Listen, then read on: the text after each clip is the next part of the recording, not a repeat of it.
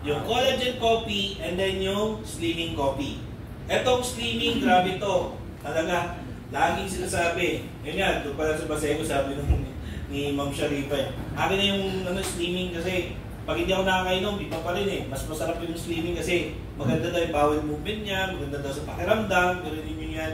Kaya talagang slimming. Pero yun yung last time lang, nagpadala ko sa Katbalogan Summer ng, ng 35 pieces nito. Ito lang lahat ang in-order. Kasi nga po, ang slimming coffee natin, ang epekto po nito, pag uminom kayo nito, para kayo laging busog. No? Yun yung maganda dito. Kasi yung po natin dito, yung psyllium husk yun, yung ingredients na yun, parang lagi kayong busog.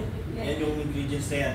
And then, at the same time, yung Garcinia Cambogia, maganda po yan for the bowel movement, yung circulation ninyo sa loob ng tiyan.